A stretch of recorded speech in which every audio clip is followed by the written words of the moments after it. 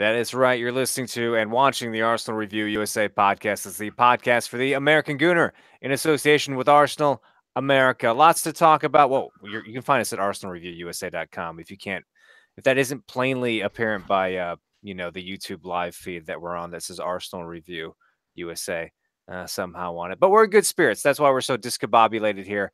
I mean, what are you going to do after such a bad run of form for Arsenal?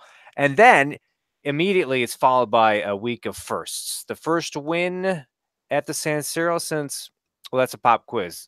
Everyone out there guess, when's the last time Arsenal won at the San Siro? Contest, perhaps? Oh, wait, did we do this as a contest? Am I just that absent-minded that I forgot this was a contest? We didn't do it as a contest, but we can. Oh, okay. All right, I want to tell everybody. Okay, well, this doesn't spoil anything. The last time we played at the San Siro, I believe, was in 2012.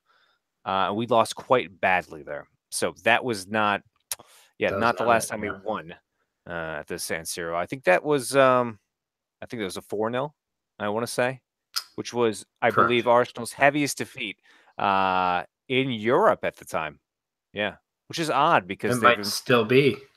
They've inflicted some pretty, maybe, yeah. I guess with the exception of, 5-1 to Bayern would also be equally as heavy. Right, multiple 5-1. So never mind. But it happened back to back. So maybe counts. That's weighted higher. I don't know. Yeah. Lower, weighted higher, lower. Anyway, the aggregate, it's worse. It's worse probably. Okay. So anyway, the point is that Arsenal didn't do that this time. They won 2-0 against. Well, we'll talk about this a little bit. Do you think, Kyle, that maybe, I have my theories that maybe it was just the fact that it was finally, after all this waiting, after all this Europa League waiting and pining away, it was finally a big opponent that Arsenal could actually get themselves up for, because they don't usually get themselves up. We've noticed in recent years, they don't get or are not gotten up by certain staff members at the club who are supposed to do such things. So it's usually the big games that they get themselves up for. And it looked like they got themselves up for the AC Milan game because of the opponent, historic stadium, the fact that they kind of needed to respond. Now they're in the knockout stages of a not direct knockout stages, but So somehow I'm doubting that as they traveled to the San Siro, that they were like, guys, this is a historic stadium. We have to play well. We have to break the skid because of how historic this stadium is. Sure. But the last time they were there, though, historic or not, the last time they were there, it was at least known as the stadium where they got a shellacking. So yeah, I think that here's Kyle, by the way. You're finally on full screen. Show them what you're wearing, Kyle. Oh, if it's not, got the P. Kozul shirt on. Yeah. So we might be at P. Kozul.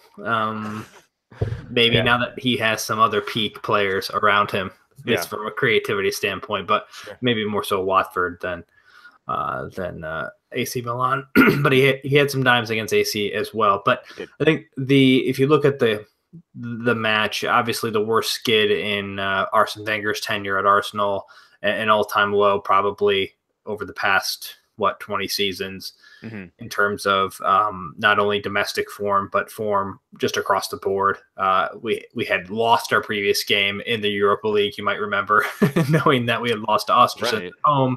So it's not like we were coming in on a high in that regard either in that competition. It's not like we went gangbusters in the group and then we're, going into the knockout stages here on, the ultimate high. But I do think that we obviously know that there's enough quality in this side to beat anyone on any given day. And there's certainly enough lack of organization and maybe lack of leadership to lose against anyone on any given day. And that has to be the most frustrating thing about this Arsenal squad, is that they have world-class players that can do the things that they've done over the last two games on the tail end of the worst stretch in the club's history under Arsene Wenger. So it just shows you how bipolar this group of players is. But I think what's most maybe concerning is that in the past 4, 5, 6 seasons, even within European football, Arsenal have struggled during that home leg. So you may remember, against Monaco, Hey, against say that again. You said 4-5, and then the gremlins, the internet gremlins, got you. So last four, 5. four or five seasons Mhm. or so. Arsenal have struggled during the home leg of the European football, Mhm. and so the away win is great, and taking a 2-0 an aggregate lead with the away goals rule into your home fixture is great, but it still makes me a little nervous of what coming back to the Emirates, of what Yeah. could possibly be there, because we've seen it uh, before where we didn't get the result we needed during the home leg, and we go away from home. And, against Olympiacos, for example, even though that worked out for us, we Mhm. weren't playing great at home in that Champions League group stage, but we got it done on the road in that particular case. Monaco, we lose to them 3-1 at home, and I think beat them 2-0.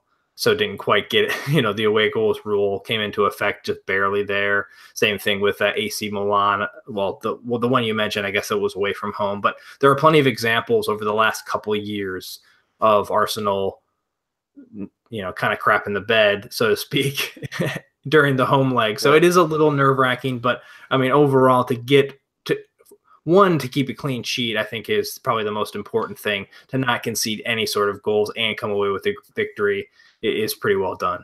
Yeah, well, that's what I was just gonna say. I think it was notable how much coherence there. We always talk about the lack of coherence with Arsenal, but how much solidarity and coherence there was in defense for Arsenal on the road. Again, I don't know. My theory is still that on the road, that's kind of their mentality. We have to try harder or work harder to stay compact on defense. So that's why we're doing it.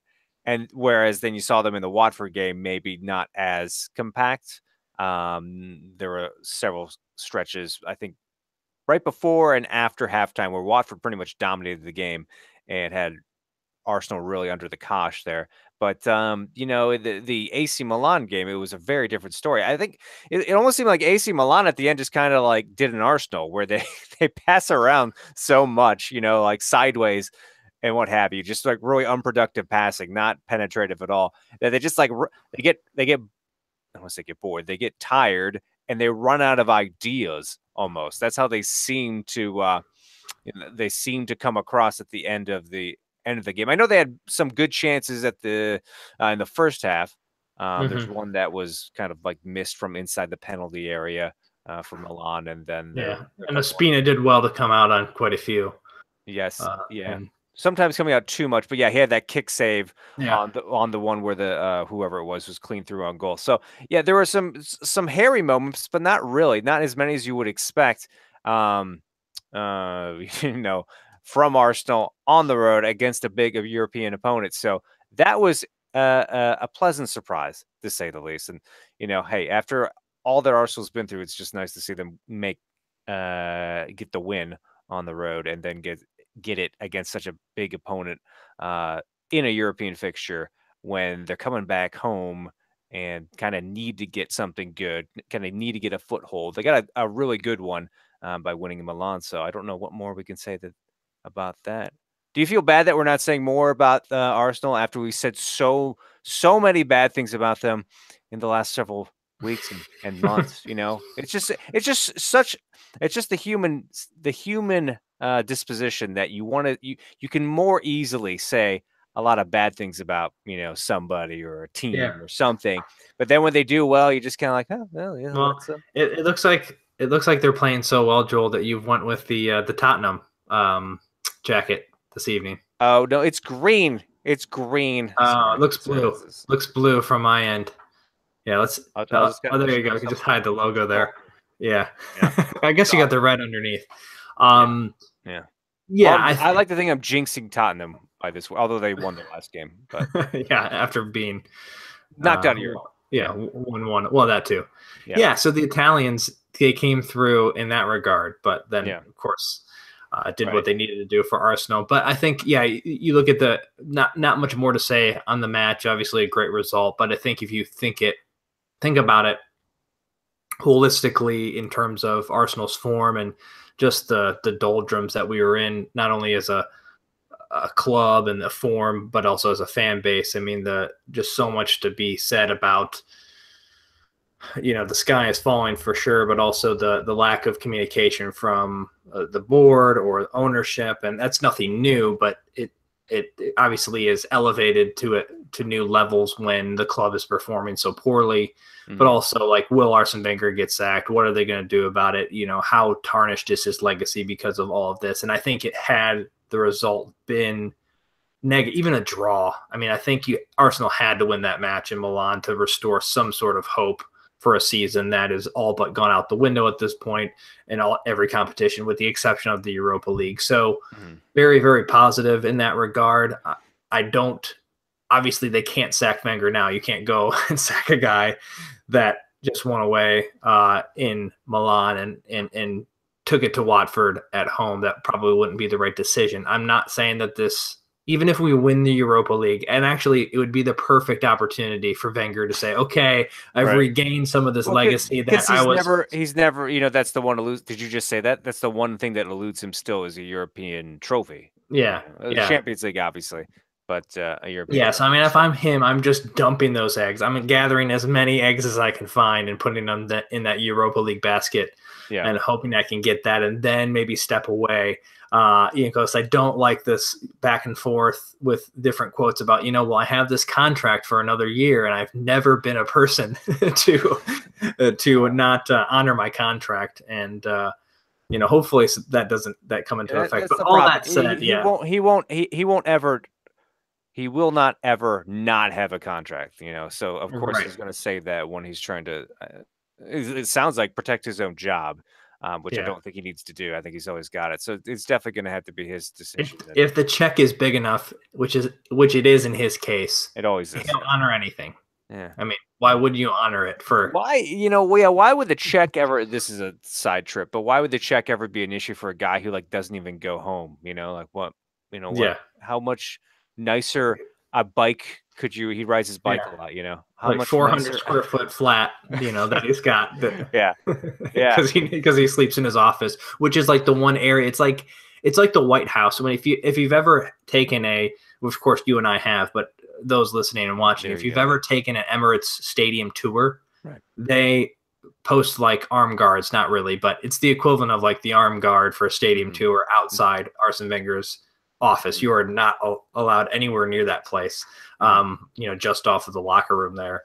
Yeah. And so I imagine it's pretty decked out with Gatorade and other sports healthy sports drinks.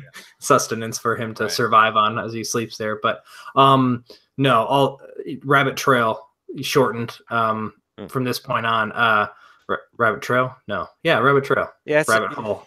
Either one. Either one. We're moving on. Okay, let's move on to what. Yes, I think we're in agreement on the AC Milan game being an unexpected surprise, a good surprise, a good performance from Arsenal, and obviously two great goals. I mean, the second one was always deflecty, but it's we haven't had a deflecty goal in a while, right? Am I missing one? I feel like for a team that's obviously for a team that tries to overplay their goals too much and overpass, it's always nice to have lots of deflecty goals. There's nothing better than a deflected goal sometimes. Well, 2 games in a row, sort of. Yeah. As long from the third, yeah. I mean, the third was his was a little deflecty. It kind of went more screeny. Yeah, more right. Deflected goals, screeny goals. It's like we got Frank Lampard on our team, only much slimmer. All right, so we're moving on to the Watford game. Anyway, that's the that was a little more of a back and forth game, I think you could say. Arsenal definitely got ahead early, and then Watford really penned them in for a while. And then Arsenal got on top with that Aubameyang goal, and then immediately after, in typical Arsenal fashion, they don't just give up a goal right after. They give up a penalty, which I feel like they do a lot. But unfortunately, it did not result in the goal because of all the people to take it. It was Troy Deeney who had been talking so much smack about Arsenal the last time we played them and they beat us. So nice to see him miss. He is the what's that thing you call it when so the troll face, the stereotypical troll face on the internet. He's like the perfect man. Like his resting bitch face is like the exact same as that Right. troll face, which I think he always has anyway. That's always his demeanor. And who was the fat footballer who played for Fulham for a long time? Fulham. I think it was Fulham. Maybe Spurs. I think he was Egyptian. Egyptian. Right. Oh, You know who I'm talking about? That there was a couple that he played was for actually Fulham. like pretty decent player, but he was like the three Yeah, hundred really pound. fat. He'd be like the 300-pound Just lineman. Google it. Yeah. Anyway, Yeah. Deeney Yeah. reminds me of that a little bit. He's a little chubbier around the Mm. midsection.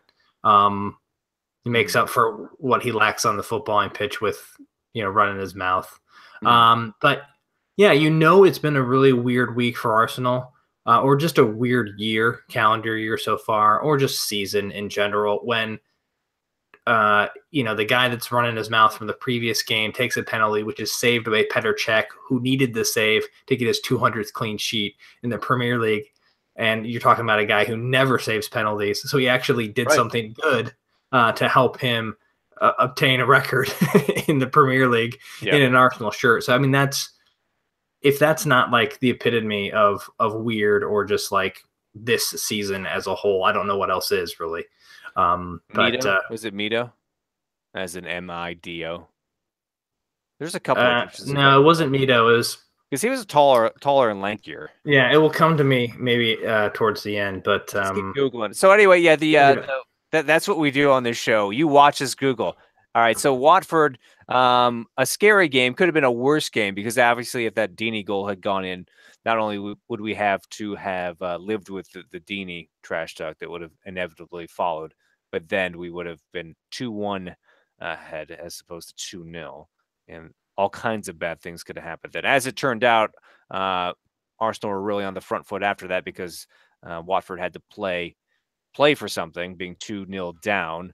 And Mkhitaryan got another goal, this time assisted by Aubameyang. So it's nice to see that combination coming along nicely. A very, very German contingent, not just German in nationality, but German playing contingent that we've got going at the club now. We've got obviously Mustafi, and then Aubameyang, Mkhitaryan, Ozil formerly, and it's interesting to see those players gel. I think for the most part, Mustafi didn't come from Germany. Yeah, he did. He was at Valencia. Oh, that's right. That's right. He played there way back. I know he went to Everton like really early in his career, but I think way back. Okay, I'm just making a basic German connection. They either are German or they played in Germany. That's fine.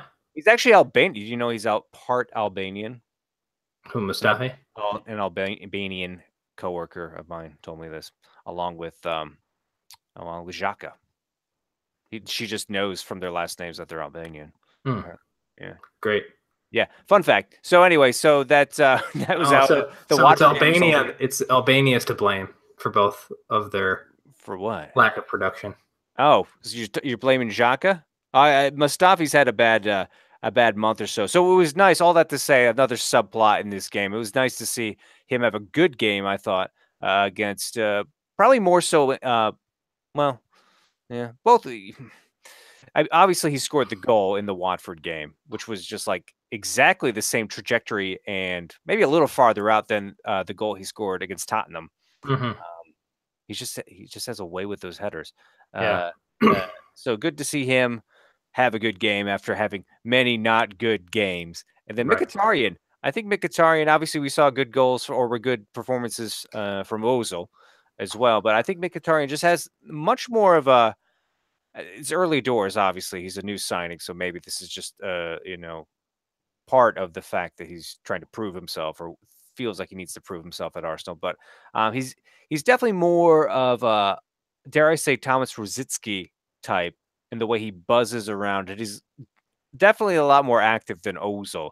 So it's I don't want to say he rivals Ozil in his creativity and productivity, but it's it's just nice to see another viable creative option in midfield when we don't necessarily always have that. If Ozil's out, it's Ozil or then Ramsey kind of has to change his game a little bit, or someone else has to change their game, or someone has to step way up.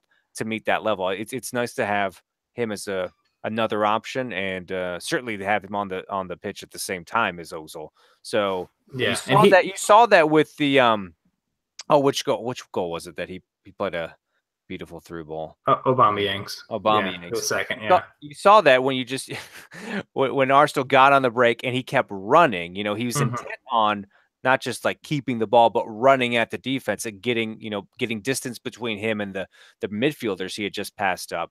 And you saw the terror on Watford's defenders' faces as they have to track a runner in Aubameyang who's coming from way out on the line or way out wide, and then also keep pace with someone who's running at them. It was yeah. I don't want to say you never want to say it's an easy through ball or an easy combination when someone's latching onto a through ball and making a run, but it was like it was just made for like, okay, you run diagonally, you can be like 20 feet behind the offside line and still be way in front of the back Hmm. line the way this is shaping up. So yeah, that was probably a overlong way to describe how good Mkhitaryan was against Watford. But nice that he got Yeah. his first Premiership. It doesn't seem like his first Premiership goal, does it? It seems like he's had Well, that like 5 games back. yeah, he's just had so many assists as well that Right. have racked up over these couple weeks here, and yeah, he tracks back well on defense. I saw there was a couple of times where he definitely has the awareness of covering for his teammates. I think another player that is has been a question mark for a long time. The verdict's still out. The jury's still out, rather, on a player like El Neni. I thought played really, really well. Yeah, a lot of people were saying that about the his performance against Watford. Yeah, I mean, I thought some of his through balls and his creativity and the accuracy of his passes were, I think didn't get given enough credit. Maybe they did, but I will give them more credit in this case. And you're talking about a guy who signed in January of 2016, I think it was, so halfway through the 2015-16 season. He's played a number of times. I think he's played like 30 some times in the Premier League now in 2.5, well, I guess in 2 seasons, which is, a decent amount. Putting the tape over the symbol there. I like it. Just keep going. Yeah. We don't have any producers around to do this for me. Yeah. He's played 8 times. We lost you again. Oh, am I back? My thoughts. Yeah, you're back. Anyway, okay. You're saying. Yeah, he's played 8 times in the Premier League this season. I think he's a guy that deserves, after a performance like that, after running as hard as he did in the game, and also being very productive going forward, and defensively he can be strong as well. I think he's a guy that deserves, excuse me, deserves a run of games here. I mean, you're looking for that center midfield partnership that's going to give you something defensively, but as well as the ability to, continue to go forward with the sort of firepower that we do have available to us.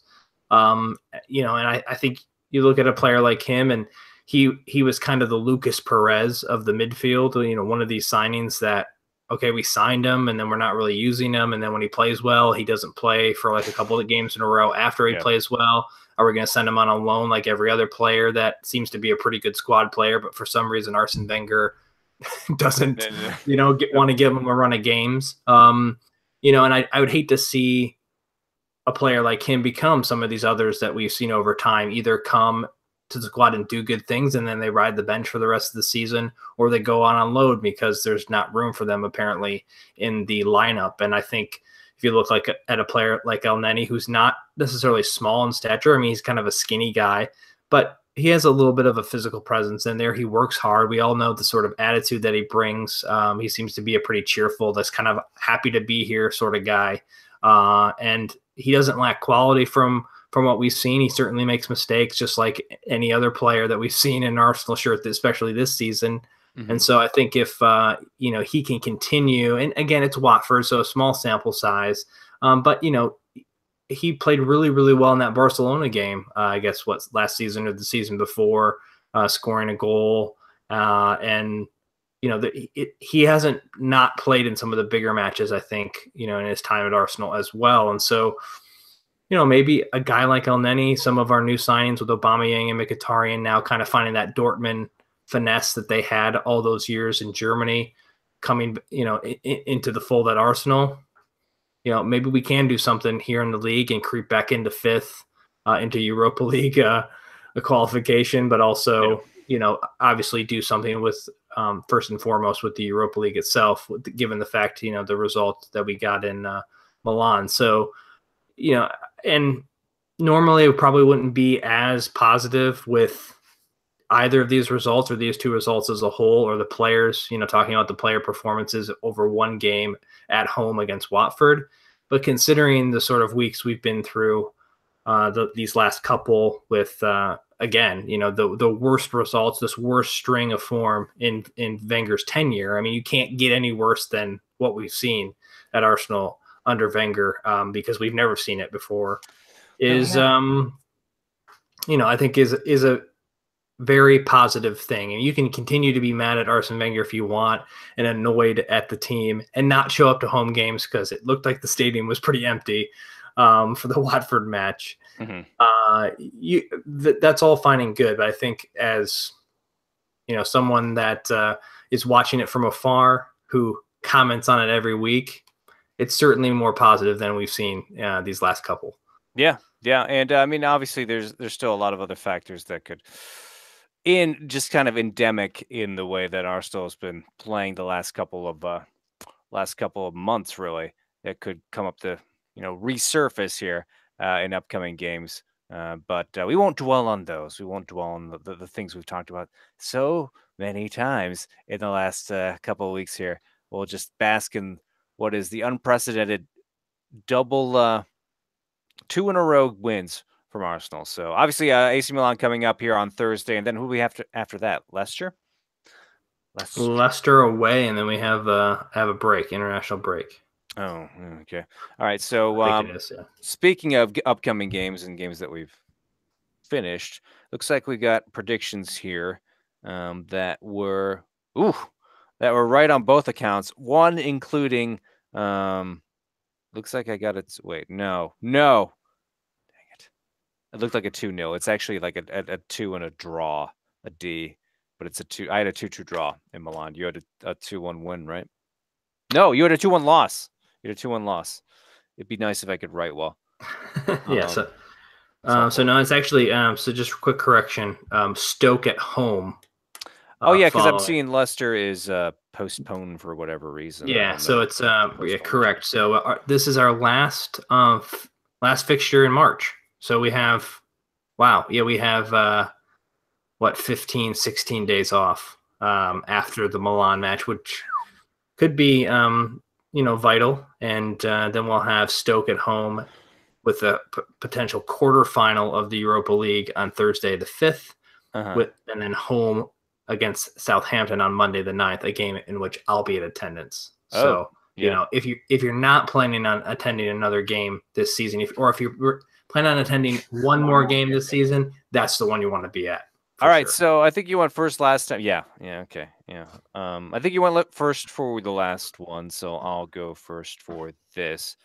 Milan at home. I think it's going to be 3-1 Arsenal, because Milan's going to have to go for it, and that's the best case scenario for Arsenal. So I'm going to say 3-1. What do you say? That's a good prediction. I'll say 2-1. Yeah, 3-1 might be a little ambitious, but all right. What about Stoke? Stoke at home. Are we going to be doing? We're not going to do a podcast after the Milan game and then predict Stoke. You want to do that now? Oh yeah. Well, let's just wait. Okay, yeah, we'll wait on Stoke. We'll just add production value. Right. Next show. Right. Okay. Do you want to do the contest real quick? Yeah. We'll reiterate the contest, I guess, right? Because you want to do the last time that Arsenal won in the San Siro. Is that how we want to say it? Yeah, let's do it that way. Okay. Yeah. So, the question at the top of the show that we were kind of just throwing out there that we're now turning into a contest was, when was the last time Arsenal won in the San Siro? So obviously they just did it against AC Milan last week. What was the time before that? Get those into contest at ArsenalReviewUSA.com before the kickoff. I guess we'll just give you until No, we won't. Before the kickoff of this next Milan game. So you have a couple days here for your chance at a scarf courtesy of roughneckscarves.com or a t-shirt courtesy of whoareyoudesigns.com. Of Who Are You Designs, right? You cut out. So No, I'm just gonna say of whoareyoudesigns.com. yes. Yes. We finish each other's sentences. That's what we do. The live production is top notch this time around. So contest at arsenalreviewusa.com is the email address for that one. Cool. All right. So I think that really does it for us on this podcast. So we talked enough about all the good things Arsenal have done over the last week here. I don't think what are the notable injuries? Is Nacho still out? Am I missing like some season career-ending injury that he was? No, I think I saw some news that the plan was for him to be back, by Stoke sort of time frame. Yeah. So a couple more weeks here. Mm-hmm. Which with the Leicester game being postponed, that allows him a bit more time to be ready for maybe one more game if the Stoke timeline holds up. But the other one would, I think, most notably, and he's kind of like been the forgotten man again, which is a little bit unfortunate. But Lacazette, I don't know what the time frame on him will be, but it would be really great to get someone like him scoring goals again for us here as we wrap up the year. But I think he's got a knee issue. I think he may have even had surgery on it. Yeah, he had very minor surgery on it. So. But minor surgery though. But everyone recovers from minor surgery these days. It's like you didn't even have surgery. Yeah. Well, hang on one second. Let me look for everyone here. It's a riveting podcast. Yeah. So people out there who haven't looked up on Google yet, Kyle's doing it for you right now. So Wenger said Monreal could return for this Thursday's match against AC Milan. Bellerin also could return this Thursday. Mustafi has a groin problem. Lacazette won't be back until after the international break. Got it. Good to know. Santi Cazorla has been laid to rest in Old Highbury Stadium. Has been. Let's see. His was last updated in December of last year. Wow. So they're they phoned it in on him, I think. Right. Yeah. Okay. Yeah, it sounds about right. But at any rate, it looks like some players are coming back, and hopefully they can get a much needed rest during this time off that they have, because Arsenal have been playing decently without them, at least for the last two games. Well, and they've been playing a lot of games too. Right. In quick succession here. So right. Yes, things are piling up here. But obviously AC Milan coming up on Thursday. I think that's at 4, or it's later. It's later than the last one was, I want to say. I'm seeing 4:05 Eastern Standard Time. So that's a thing, according to this. This source I'm looking at. So that's coming up next. We'll probably get in touch with you then on the other side of that game on the next podcast sometime over the weekend. So thanks for tuning in for the just mixing it up live show production that we had going on here today. And we'll see you, or we'll talk to you on the next podcast after AC Milan at home. So until then, as always, remember, support the Arsenal and have a good week.